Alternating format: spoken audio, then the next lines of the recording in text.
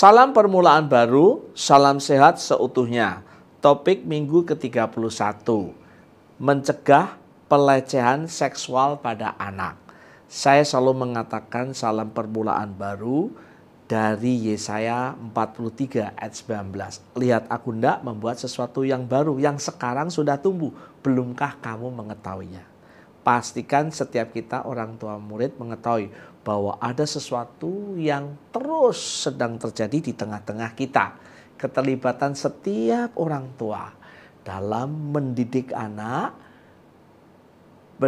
dalam pendidikan karakter. Kita terlibat lebih aktif sehingga terjadi perubahan-perubahan karakter pada anak-anak kita. Perubahan lepas perubahan di dalam setiap keluarga, membangun perubahan-perubahan setiap keluarga kita, setiap keluarga besar Sekolah Tanah Sebangsa, sehingga membangun keluarga yang sehat seutuhnya. Mazmur 112 ayat 1 dan 2 mengingatkan supaya setiap kita orang tua terlibat. Berbahagialah orang yang takut akan Tuhan, yang sangat suka kepada perintahnya. Anak cucunya akan perkasa di bumi, akan tangguh di bumi, akan mighty, bahkan disebut mighty generation.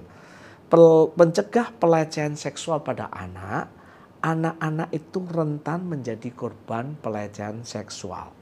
Pelecehan seksual terjadi pada anak-anak kita, dapat terjadi di berbagai tempat, termasuk rumah kita sendiri, sekolah, tempat ibadah, tempat bermain, tempat les, atau tempat penitipan anak atau yang lainnya. Pelakunya bisa terdiri dari keluarga inti, ayah, ibu, kakak, atau adik. Maaf, ini saya mesti ungkapkan ya. Keluarga dekat, paman atau bibi, sepupu, kakek atau nenek bahkan. Teman keluarga, orang dewasa, pemegang otoritas misalnya guru, pembimbing rohani, atau sopir pembantu, atau tetangga, atau yang lainnya. Pelecehan seksual terhadap anak dapat diartikan sebagai suatu tindakan di mana orang dewasa atau orang yang lebih tua menggunakan anak atau anak kita untuk merangsang seksual demi kepuasan orang dewasa atau orang yang lebih tua. Bentuk pelecehan seksual itu bisa berubah, misalnya meraba bagian privasi dari anak, membina anak untuk memperlihatkan bagian privasinya, meminta anak meraba bagian privasi orang dewasa tersebut.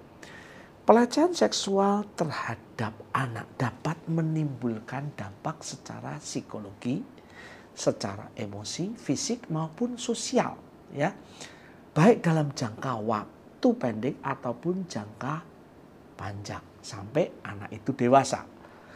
Anak dapat mengalami rasa malu, rasa bersalah, kecemasan, murung, ketakutan, trauma, gangguan makanan, gangguan belajar, gangguan identitas atau pribadi, perubahan perilaku seksualnya bahkan bisa berubah.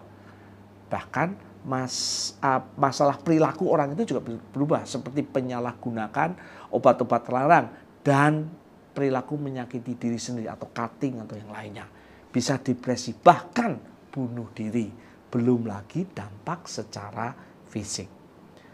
Dalam hal ini orang tua bertanggung jawab untuk mencegah pelecehan seksual pada anak-anak kita. Ada 4 hal yang kita bisa lakukan. Pertama, membangun keintiman dan komunikasi yang terbuka dengan anak. Orang tua perlu membangun keintiman dengan anak dan komunikasi yang terbuka sehingga anak kita merasa aman dan percaya kepada orang tua. Ketika mereka percaya dan merasa aman, anak-anak akan bercerita tentang apapun, saya katakan apapun yang terjadi dari anak-anak itu. Penting bagi anak untuk merasa yakin bahwa orang tuanya akan percaya kepada mereka dan berada di sisi mereka apapun yang terjadi. Yang kedua, memberikan pendidikan seks kepada anak sejak usia dini.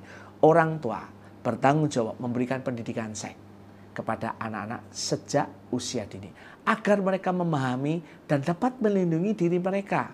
Banyak orang tua berpikir bahwa membicarakan masalah seks di dalam keluarga adalah tabu, sehingga anak-anak lebih suka mencari proses pendidikan seks dari temannya atau dari sumber yang lain, khususnya internet. Ini sangat berbahaya. Saya ulang, ini sangat berbahaya.